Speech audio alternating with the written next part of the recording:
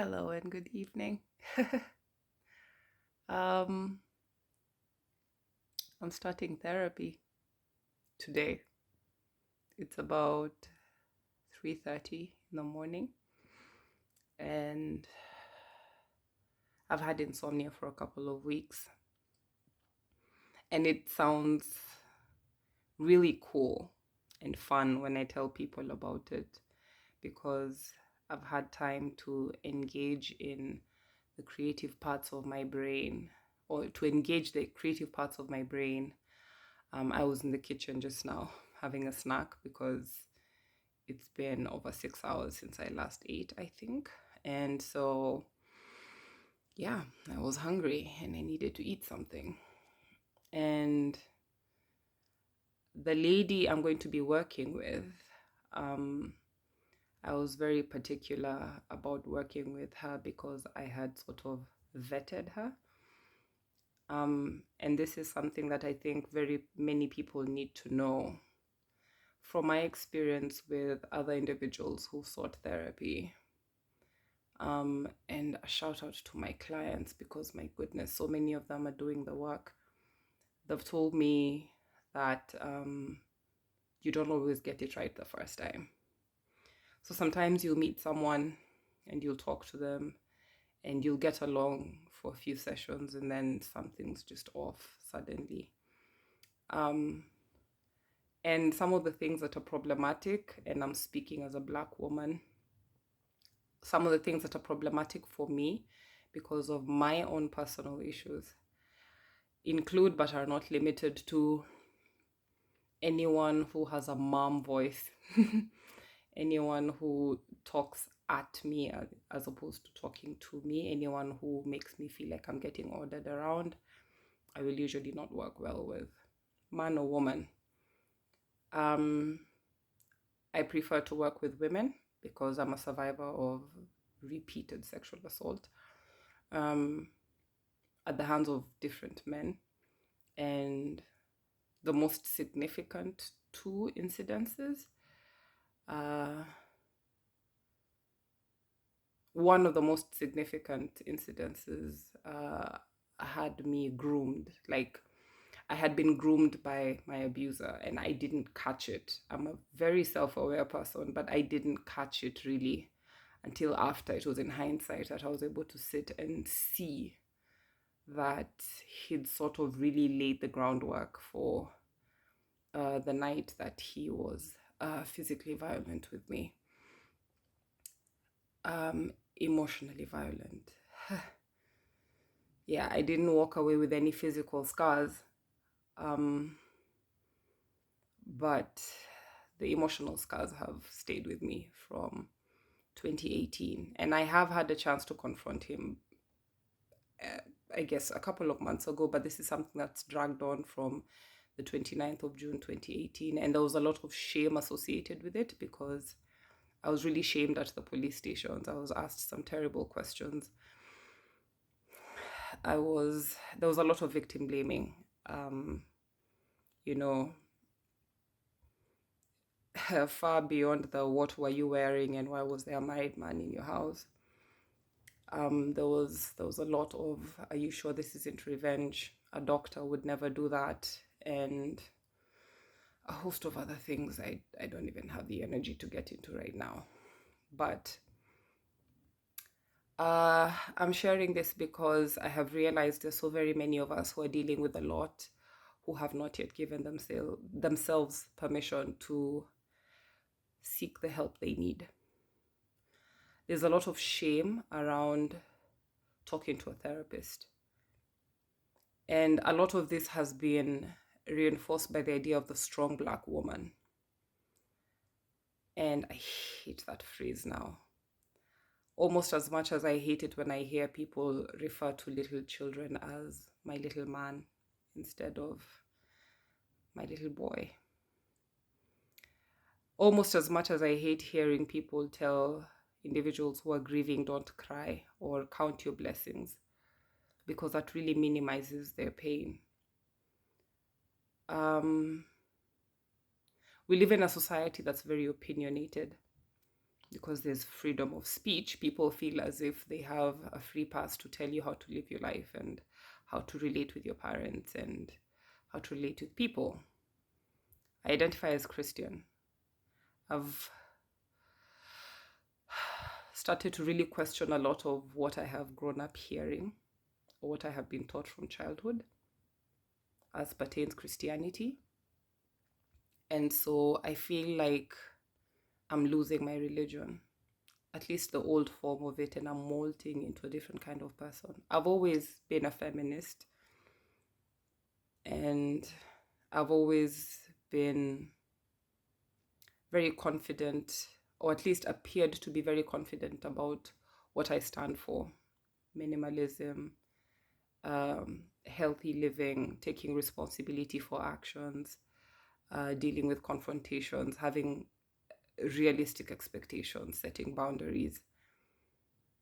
But I have also really, really struggled and felt very alone as an entrepreneur, because I was the only female entrepreneur in my close circle of friends for a while. And I've struggled to stay in employment because I usually quit a job just before I clock 2 years there. I'll do everything I can to learn, and then when it stops being challenging and exciting and I get bored, I'm out. And that sounds exciting, but it has also caused a lot of friction at home, and specifically with my mother, who is a single parent. Her generation, she turns 55 next year. Her generation is the one that got jobs straight out of college, that did not necessarily have crippling student debt, in fact, did not have it. And alongside the boomers and the baby boomers, like, these are just our parents, anyone 50 and above, will usually struggle to understand, especially mid-50s and above, will usually struggle to understand why we choose business over the security of regular employment, why we choose jobs in the creative spaces, why we choose jobs in male-dominated fields, etc. And my mom is very open-minded. She's an amazing human being, and she did what she could with what she had. And it's still tough anyway, when she's wondering why you are struggling to make ends meet because you're pursuing something that you love. Doesn't make sense, because she's worked hard all her life to give you everything she could so you wouldn't go through some of the struggles she has gone through. And her mental association is that if you get a job in the government, then you have regular pay, you can get your master's, you can be paid while you study, or you can go on student leave, etc. It feels very linear and simpler and easier that way. But I struggle with ease. I get very uncomfortable very quickly when I am in a comfort zone, because I'm a creative. It is in the spaces where I am uncomfortable that I am able to create. It is when I have insomnia that I create some of my best work. It is when I am at the deepest depths of depression that I am able to be a really good health coach. It was when I had suicidal ideation in high school that I was offering the best support, emotional support, to people who needed it, because it's as if the darkness within was big enough to take care of the little darkness without. I don't know if that makes sense. It's as if when I am hurting, I am more capable of empathy. Something I'll probably need to figure out in therapy. I do have an unhealthy relationship with the suffering of the world. I tend to be very easily drawn, like my energy can actually sense when I'm around someone who's suffering, and even pinpoint people who've been raised by single moms just by the way they sound and behave. both boys and girls, ladies and gentlemen. Anyone who's experienced abandonment issues, I can usually sense. I just sense them out somehow. And that means I have a terrible God complex. And by God complex, sorry, not God complex, but savior complex. I am always trying to save people. And it's also an occupational hazard because as a health coach, very many people come to me as a last resort because they've seen doctors and clinical nutritionists and they don't have the answers they need in managing their complicated type 2 diabetes, the blood pressure that won't come down, people who are morbidly obese, people who suffer from conditions that are actually termed as rare, like ulcerative colitis in Kenya, or someone's gotten in touch with me who had stage 4 cancer. I've worked with people who struggle with irritable bowel syndrome, conditions that are very rarely talked about in my country. And it's not easy to carry that weight. It is especially difficult for me to draw boundaries around moms who are single moms in their marriages or single moms just without a romantic partner supporting emotionally and or financially, because I was raised by a single mom. So I get very enmeshed very quickly, and yes, those are markers of codependency. So since I last had someone helping me and coaching me through this in late 2020, I have basically been applying the tools I learned, setting boundaries with my time, with my social media use, and especially with my mother. And that last one has been the hardest, and where I have received the toughest feedback from particularly religious people and especially mothers, because very few of them understand what it's like to be in my shoes. And they very quickly empathize with my mother because outwardly she presents as a fantastic person.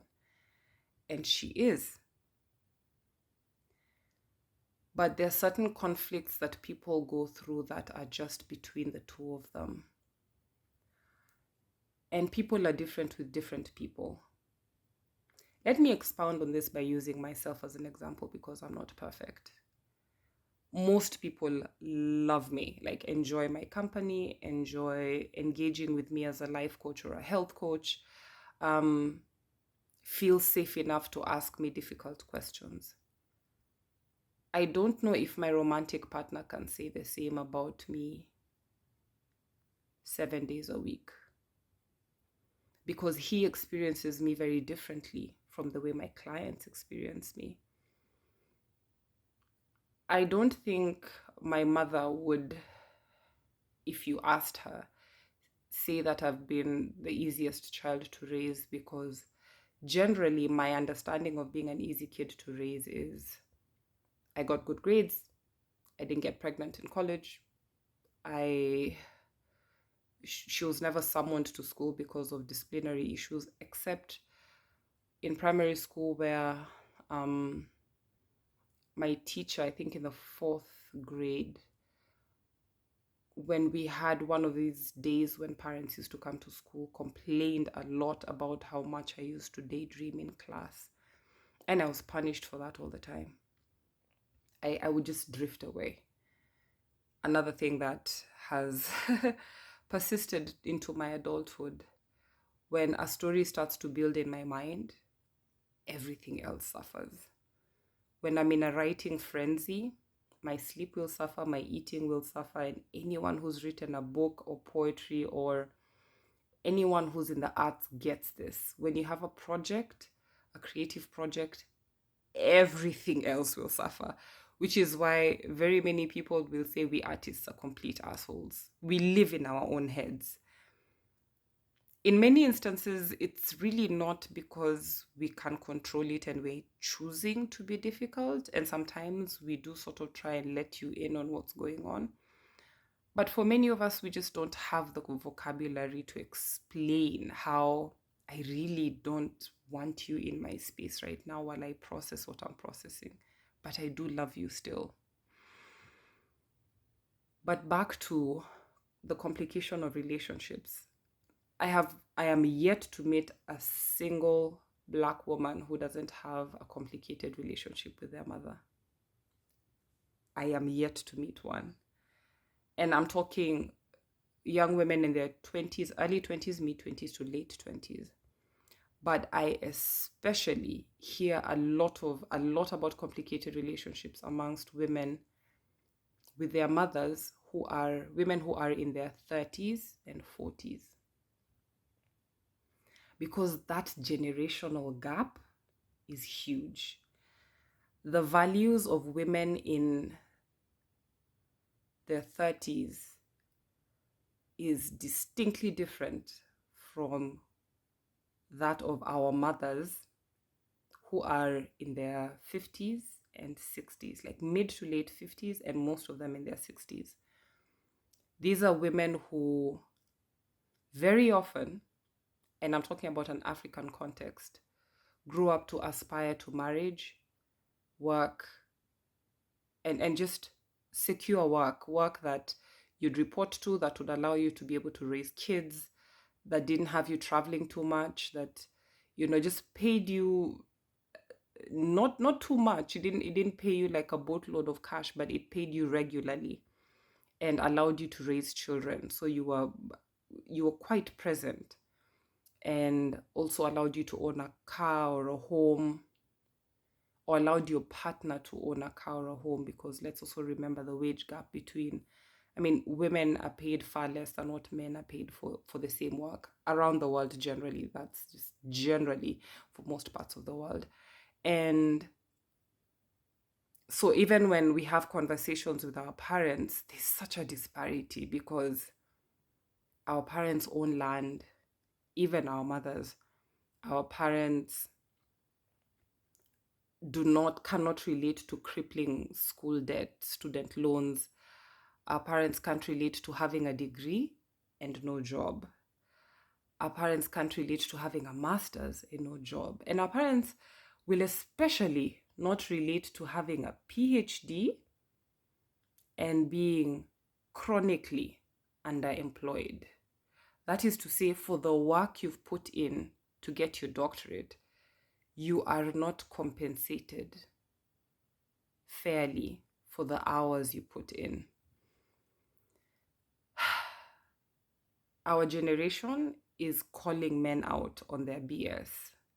Our idea of healthy parenting and healthy relationships in a romantic setting, we expect our partners to be emotionally present, as well as physically present, as well as sexually present, and as well as financially present. So we are less tolerant of yelling, withdrawal of care to be punitive, and what we term as financial abuse, where you will deny me money for upkeep, or you will not deposit your share of finances in the joint account to just teach me a lesson. And our mothers hinted at this when they told us, have a separate account, always have a separate account that he knows nothing about. They didn't get into the details. And with half truths or half information, very few of us really took it to heart until we were in the thick of things. In his closing speech, from The Daily Show, Trevor Noah spoke about Black women, and I am so grateful that he talked about them, not just in the capacity of nurturers and caregivers, but as great thinkers and people who contribute to governance, who've contributed to to the world in a meaningful way. And mothering is a meaningful way, but there are other ways to contribute that is more inclusive for those of us who are child free and for those of us who are not married or partnered or coupled, and for those of us who are not in typical relationships or who prioritize our careers over those things, because everyone is allowed to choose. And one thing that struck me when Trevor spoke is that Black women can't afford to mess around and find out. And it's true.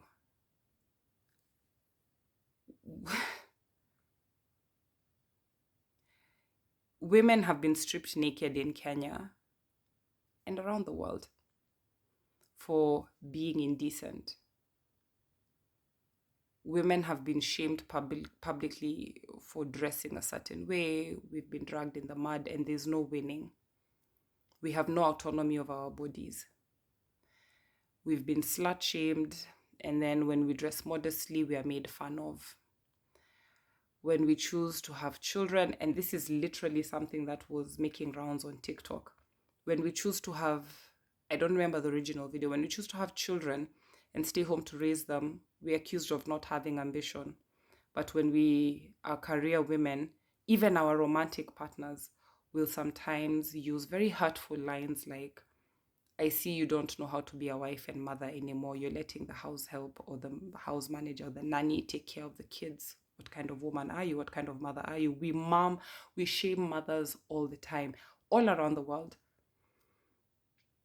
We shame women for breastfeeding in public because we've hypersexualized women's bodies. It's like they're not for anything other than male entertainment and consumption. And we shame women for feeding kids with a bottle. We don't even know why they're doing that, but we just have opinions. Sadly, a lot of this shame comes from our own, but it also comes from men who don't have our bodies and do not experience parenting the way we do. They don't feed children from their bodies. They don't know what it's like to hear a baby cry and your body literally has a physiological reaction to that.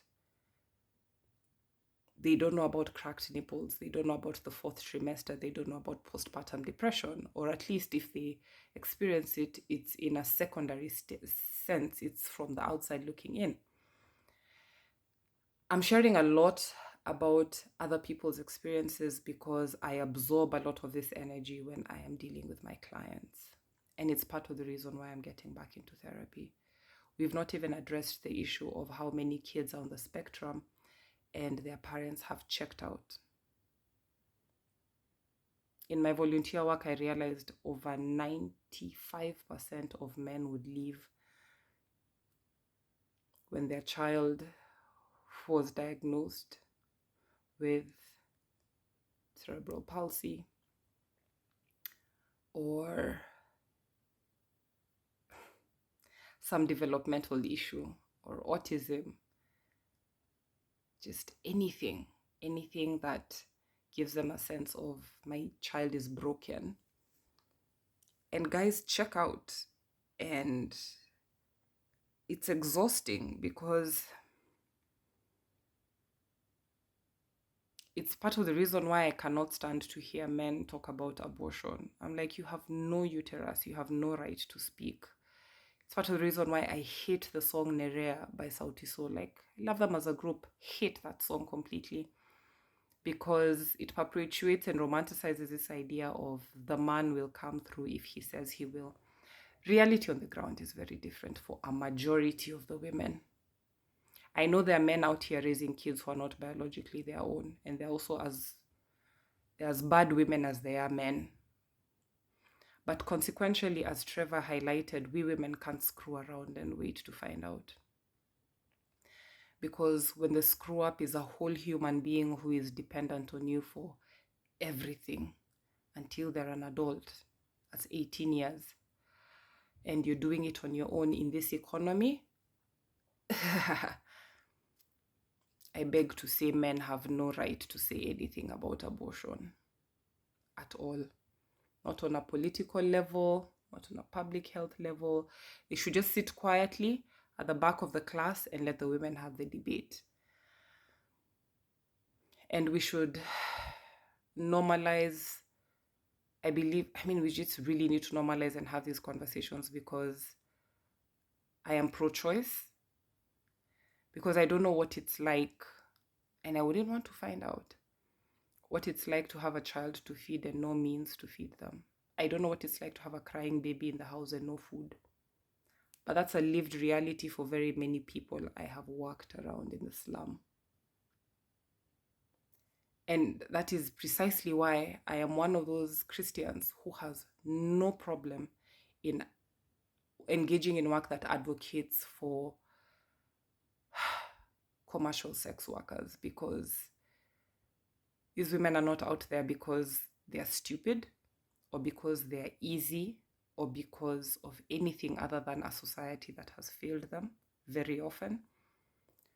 And for all these men who are out here slut-shaming women and having opinions about their bodies, a number of them are consumers of sex, paid sex in particular. So as you can see, I have a lot to process in therapy. But I just wanted to come on here and tell anyone who this speaks to that you're not alone.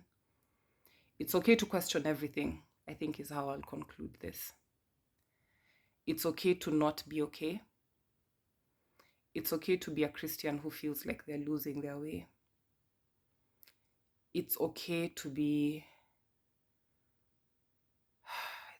just not have it figured out, because life doesn't come with a manual. And it's okay to be a Christian who needs both Jesus and therapy. I think one of the things that I want us to just learn to do is to give each other a safe space to exist, to normalize being kind, because what else do we have? Kindness is free. Sprinkle that stuff everywhere, okay? Keep happy and healthy. Reach out if you need help, if you're struggling with your mental health. See a qualified therapist, an actual psychologist. Test them out and see whether you're a good fit. And take care of yourself. Your physical, your mental, your spiritual health, your social health, your financial health. Future you will be glad that you did. Yeah, sharing this with lots of love. I'll let you know how everything goes. Good night.